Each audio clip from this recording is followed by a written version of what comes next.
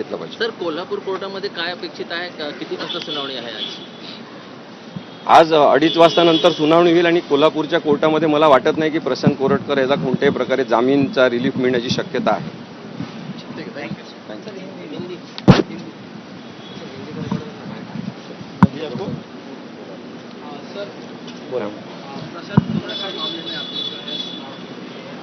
तर कोरटकरनं मोबाईल मधला सगळा डेटा हा इरेज करून मोबाईल सबमिट केला, त्यामुळे त्याने पुरावे नष्ट करण्याचा प्रयत्न केल्याचा आरोप असीम सरोदे यांनी केलेला आहे। मुंबई हायकोर्टानं कोल्हापूर सत्र न्यायालयाला निर्देश दिलेले आहेत। अंतरिम दिलासा आज संपतोय, त्यामुळे आदेश रद्द करण्याची गरज नाही। सरकारची बाजू ऐकून प्रकरणावर योग्य तो निर्णय द्या, असं मुंबई हायकोर्टानं कोल्हापूर सत्र न्यायालयाला सांगितलेलं आहे। अमेय राणे आपले प्रतिनिधी आपल्यासोबत आहेत। अमेय, काय निर्देश दिलेत मुंबई हायकोर्टानं कोल्हापूर कोर्टाला? सध्या या संदर्भात राज्य सरकारनं काल तातडीनं मुंबई उच्च न्यायालयात धाव घेत प्रशांत कोरटकर याला कोल्हापूर सत्र न्यायालयानं जो अंतरिम दिलासा दिलेला होता की त्याला अटक करू नका आणि काही सशर्त अटींवर हे निर्देश दिलेले होते, परंतु हे निर्देश चुकीचे आहेत। त्याविरोधात राज्य सरकारनं हायकोर्टात दाद मागितली होती। नुकतीच यावर न्यायमूर्ती राजेश पाटील यांच्या एकलपीठापुढे सुनावणी झाली। आज दुपारी कोल्हापूर सत्र न्यायालयात पुन्हा सुनावणी आहे, कारण की 2 ते 3 दिवसाचा हा अंतरिम दिलासा होता, तो आज दुपारी संपतोय।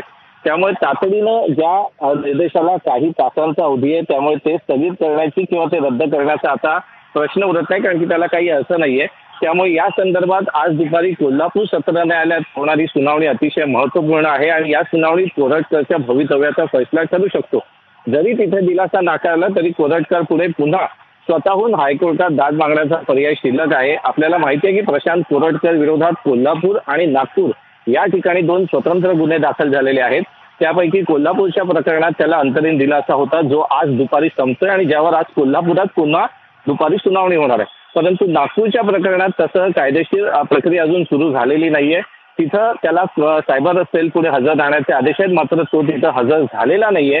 त्यामुळे त्या प्रकरणात सुद्धा त्याला अटकपूर्व जामिनासाठी जावं लागेल, तिथं सुद्धा त्याला कोर्ट कचेऱ्यांचा सामना करावा लागेल। दरम्यान कोल्हापूर कोर्ट आज दुपारी काय निर्णय देते हायकोर्टाच्या या निरीक्षणानंतर हे पाहावं लागेल।